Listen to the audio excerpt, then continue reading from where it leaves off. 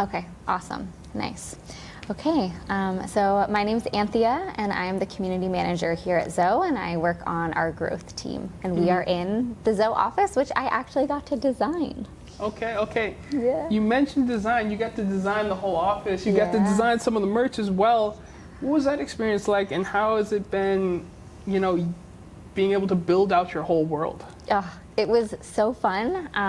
We have these cloud lights in our office, and ever since I was a little kid, I just loved looking up at the clouds, and we are a computer in the cloud, so I was like, this is the perfect thing, we need this. And then a lot of our plants came from this amazing plant shop. It's a family-owned business in New Jersey. The rugs are just these Persian rugs that we have in our home and I grew up with, so just creating it to feel like a home where you're kind of outdoors and just close to the clouds was, it was really special. And we all see how physical worlds can create community, but now we're talking about virtual worlds. How can you use Zoe to create community in these cloud worlds? That is such a great question. So I think one way that you find your community is like resonance of a feeling of a space, or you, the feeling that you give to somebody. And so with Zoe, it's so unique because you can fully customize any sort of space that you want to create, whether it's your website or a community portal or an events page, a contact form. You can really put that like essence of you into your Zoe space, and people really feel that, I think. So in terms of Zoe, just in the way that the creation process works. Yeah. And you mentioned, or I see a lot of creatives, especially rejecting AI, believing that it can stifle creativity. What do you say to them, and how would you suggest they combat that mindset and adjust to the new world order where AI is becoming more and more of a norm? Yeah, I think AI will never replace artists or creators. Nothing can replace that innate talent and special skill that people have that is so unique to them. I think AI can really be a tool where you can offload the things that you don't want to do with your time to AI to do those things, so that you have more time to create and do the things that you actually want to do with your time. So like thinking of AI as it's not a replacement or even a supplement to you. It's just a complementary tool to help you do more of what it is you want to do more of. And I think tools like Zoe are really amazing because you're not having to pay anyone else to use what they made. You as the creator get to go and harness like the whole power of computing and the internet as a non-technical person to create whatever you want. So it turns you from like a consumer on the internet to a creator on the internet. And I think that's really exciting, and I really urge people to just get onto Zoe, experiment with it. It's not a typical chatbot that's just gonna like give you words back. You can create real visual worlds and spaces that if you like design and you are an artist and creator at heart, like you are absolutely gonna love it. And you mentioned just giving ownership to people. How would you say that Zoe has helped you get ownership in all the services you were able to now own yourself versus having to pay some SaaS business who might not be doing everything you want or fitting all of your needs? Yes. So I run a freediving retreat business. I do 10 retreats a year, and I had a 12-tool workflow. I was using Notion, Calendly, ChatGPT, Google Drive, Claude, Squarespace, Wix. There's even more there than that, and I one at a time just replaced every tool, and it was amazing because I could take the things that I liked about each of those products and keep them, but then I could add and customize all of the things that I didn't love, and I created it all in one ecosystem now on my Zoe, so everything has an awareness of what's there. They can talk to each other. It's really easy to iterate and change things, and it's given me 20 hours a week back of my time. Yeah. So, I mean, incredible. That is incredible. And off camera, there is like very interesting things happening like in the streets. And I feel like the Zoe office almost encapsulates that energy from Brooklyn. How does being rooted in Brooklyn shape the community that you build at Zoe at the happy hours you put on? Oh, I feel like we're so lucky to be here, and one of the reasons why we're in Bushwick is we just love the people, we love the energy. Everyone here is an artist and does like 3 different things, and I think that, you know, everyone who works at Zoe also has had like a really diverse career of doing 10 different jobs, and then they end up at Zoe, and I think that yeah, when I look at the space, when we have a happy hour and there's like 200 people here, it's like everyone has such a unique life experience, and that's sort of what is the binding agent. It's just there's very creative people who aren't afraid to try new things and to pivot and wear many hats in their life, and also just really creative individuals who want to talk to each other and connect and help each other. And people make real connections. Like, they stay connected after they come to one of our events, and I think that's what makes us feel like, we're doing a good job. Yeah, and I guess those connections will have more of an impact in V2. How has this tool almost allowed people to work together while working apart more, now that they have this new layer that kind of oversees everything, especially now that you're able to share tools, or you will be able to share tools on Zoe, and hey, this workflow works for me, this is something that would work for you. How is that changing how people interface with SaaS and all these other businesses? Because I feel like it's very disruptive, and it's changing a lot in the current dichotomy of tech. That's a great question. I'm not sure if I have enough technical understanding to answer that question, but let me just think for a second. I think what V2 will allow to happen is, let's say, I've created this whole ecosystem that works really well for people who run retreats or offsites.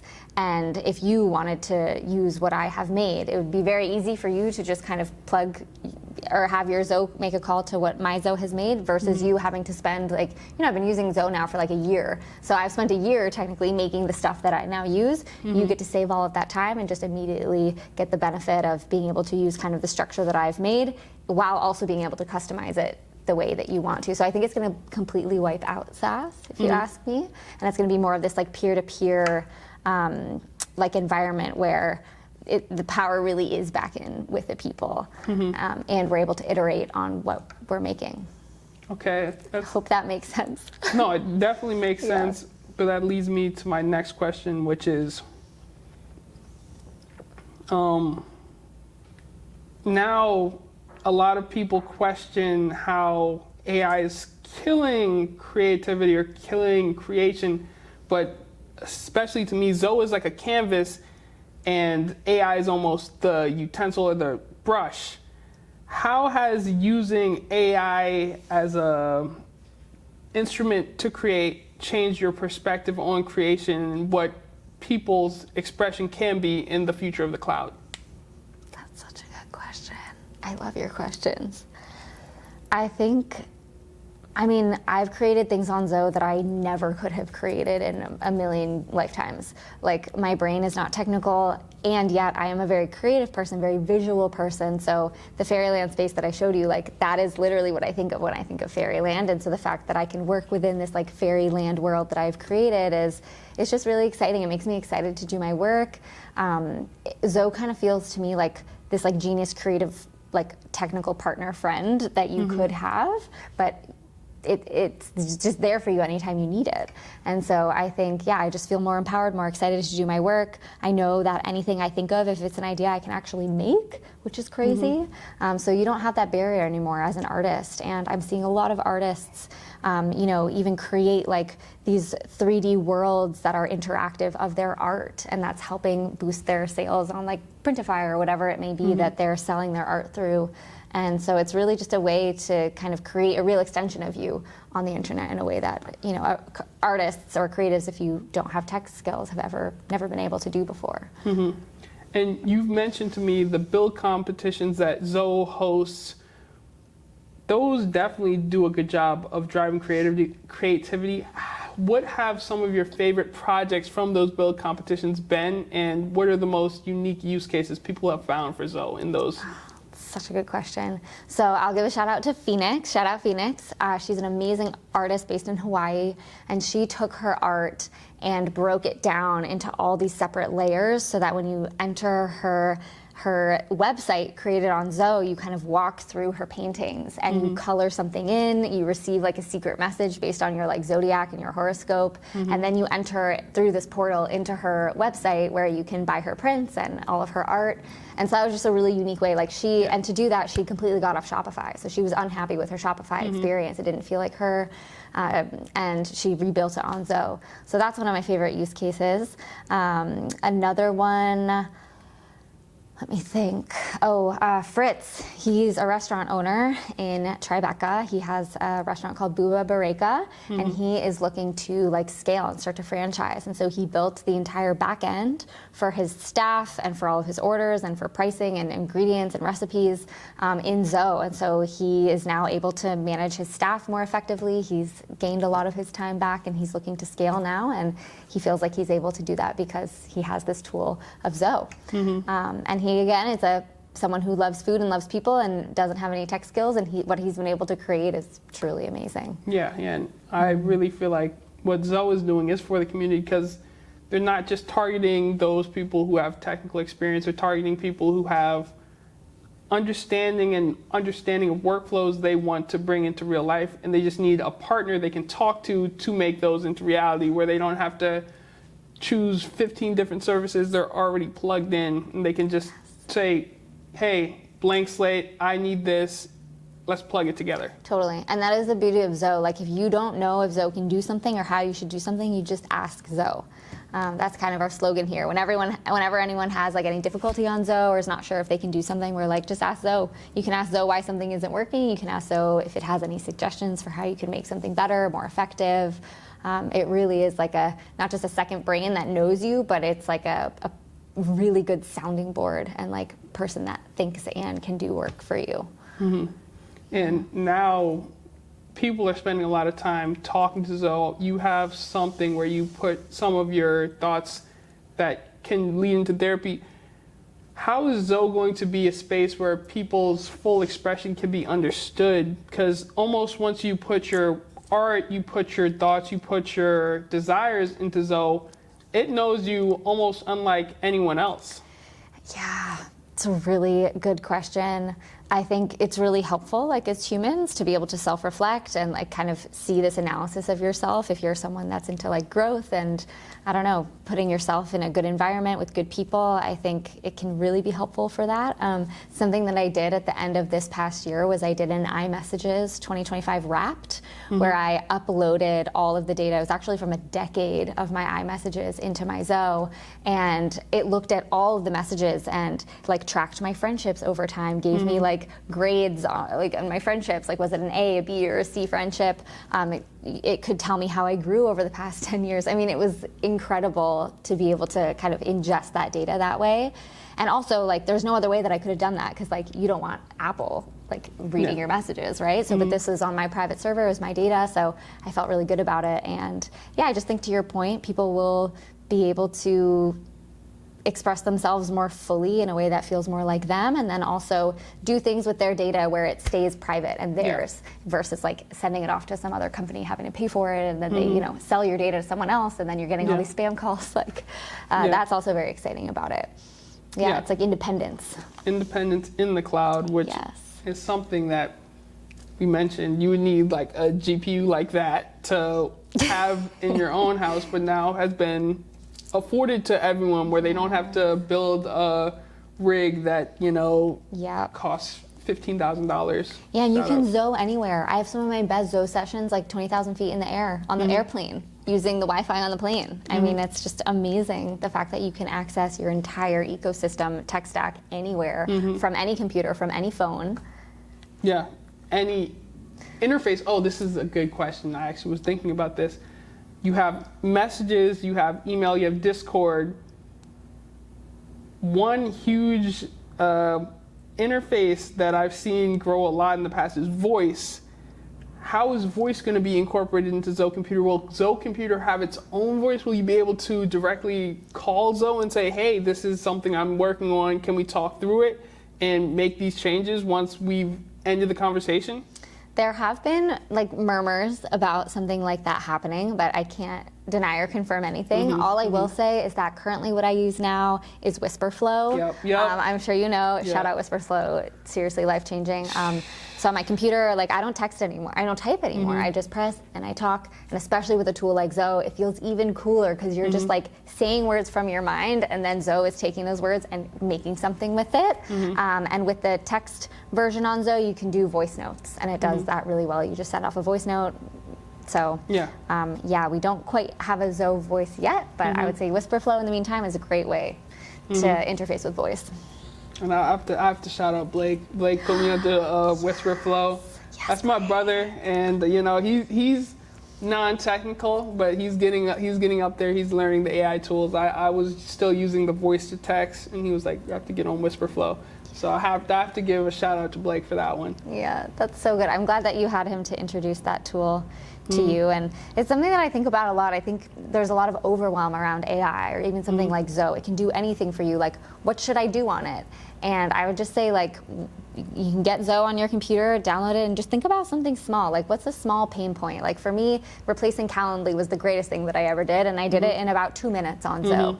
So you just think about something small that you can start with. I think, like, moving your website over to Zoe is a great place to start because there's so many ways you can, like, build off of that. But just like keep it small, keep it simple. And if you want, like just how Blake showed you WhisperFlow, like get your friend, meet with them, sit down with them, have them walk you through it. We have a lot of great like Zoe tutorials online. And if you're in New York, like please come to our office. Like you can just walk in, follow us on Luma. We're constantly like sitting down with people in real time. And you know from Bree and Audie, like it's better to do stuff in community. It's just more fun that way. And especially with AI, it's like you can learn how you could use it by learning how other people use it. So that's like a fun thing about it too.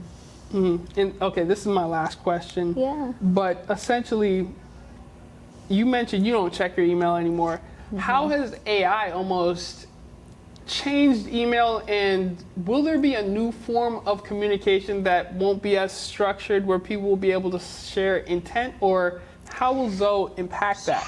So I think like the highest vision for Zoe is that we all have our own servers who are talking to each other and interfacing with each other. So yeah, I mean, I don't think I would need email. I don't think I would even need text message anymore. It would be like you on your Zoe, let's say you're interested in coming on one of my retreats, sends a message to my Zoe like, hey, what retreats do you have coming up in the next 3 months? You guys go back and forth, you decide you want to book, you book, payments all through Zoe now, and then I just know, maybe I get a message at some point that you're coming on a trip, and then I see you in person. So it kind of like, I think the future of the internet that I feel most excited about is the one that gets rid of like all of those kind of like transactional things that need to happen so that you and I can just show up and like be friends and like go on a great trip together. So yeah, that's what I'm hoping for. What do you think? What do I think? Yeah, it's going to change, and especially with voice, I think how we interface with technology will change completely. I don't think we're going to be doing. I automated my emails a bit ago, and so I think pretty soon the inbox won't be a place where people are looking for messages, and it will instead be something like, "Hey, ping this person. Here are my action items. I'll talk to you," and then structure it. Send it in a way that they can understand. Their agent person say, hey, I disagree with this, and I can almost get instantaneous feedback. Hey, he can't do that time, without having to have that back and forth. Yes. I think there will be a lot more instantaneous displays of intent. Yes. Yeah. I love that. Instantaneous displays of intent. Yeah. But you can come, Rob. Don't worry. We just stopped. We just finished. Last question was on email intent. Yeah, I think that was great.